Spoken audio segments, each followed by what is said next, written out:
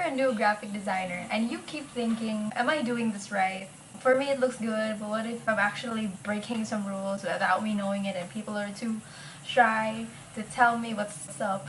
So this video is all about telling you what mistakes you're making. Moving on, before we get into the mistakes, we should first discuss the function of a graphic designer.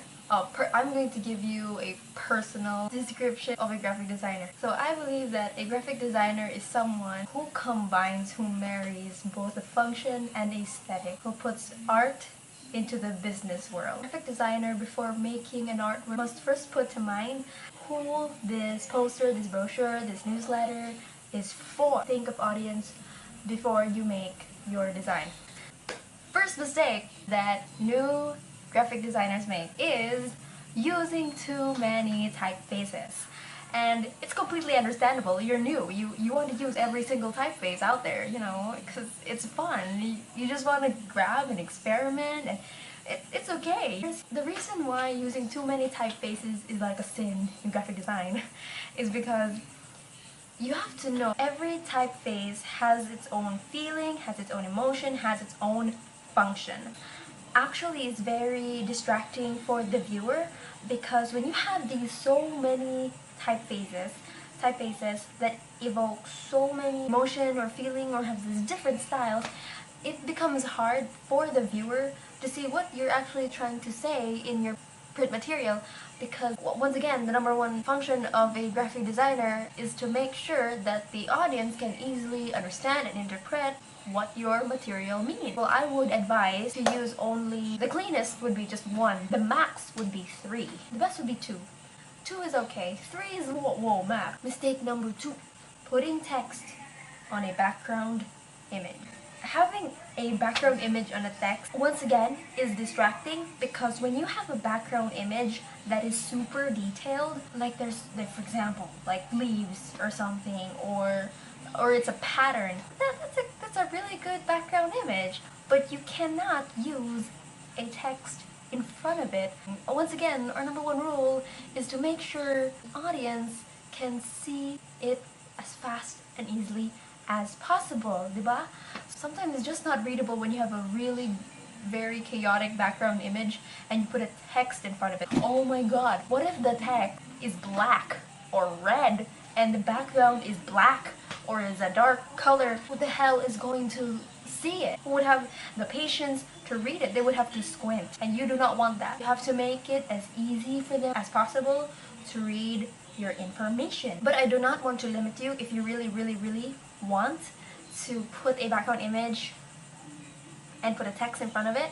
So here is my advice if you really want to do this, is to make sure there is contrast between your background image and your text. So for example, if you have a background image that is black or is so many dark tones, I would prefer to make a contrast, use a white text in front of it. So that is my advice if you really want to put the background image and there's a text in front of it. Make sure there's always contrast. You could fade, make the image fade a little bit just so the text, like a black colored text, to stand out.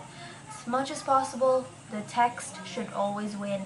Third, a lot of designers forget layouting. Oh my god. I have noticed that it's so much easier, less time consuming when I lay out things first before I add in the other details. My teacher told me, Miss Abrigana, sketch first on a paper. That makes the job easier on the laptop or the computer. But if you really think that I don't want it, okay, here's my other advice. I also do this if I don't want to sketch. I go immediately on Photoshop or on Illustrator and I make the template there. I make boxes. A headline here, and then I'm going to put the footer here and the body here, maybe like a little column here, another column here, and the column here, picture.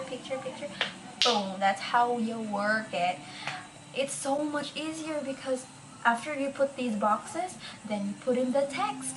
After the text, you put in the design. After the text, you probably will like nudge it a bit, nudge a little bit there, okay, good. And then you put the design. Yeah, that's pretty much it. Fourth, using pixelated images is not very good to see on any visual format. It may either be online.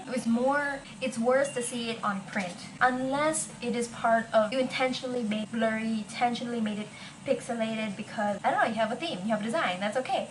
But for the most part, when a client wants to put faces on a material, you have to make sure that image is of good quality. Imagine having this wonderful layout and then when you slap it with an image that is pixelated or blurred, it ruins the whole feel. A very bad quality.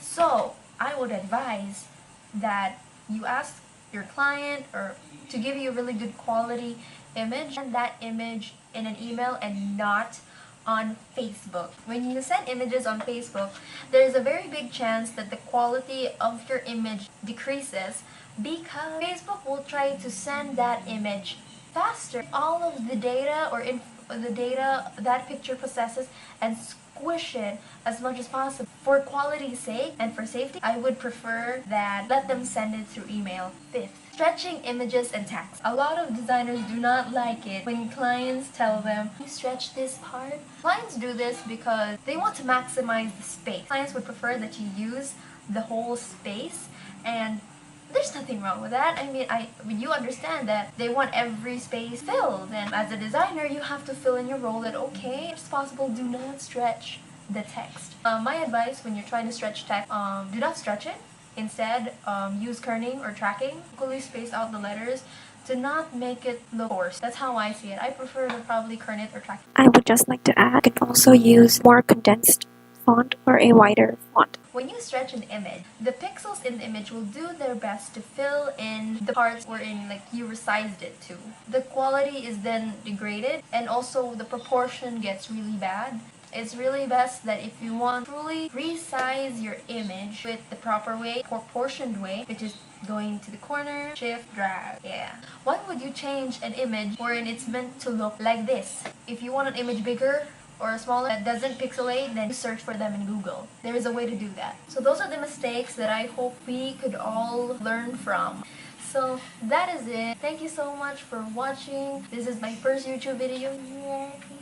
My loneliness is killing me and I bonga.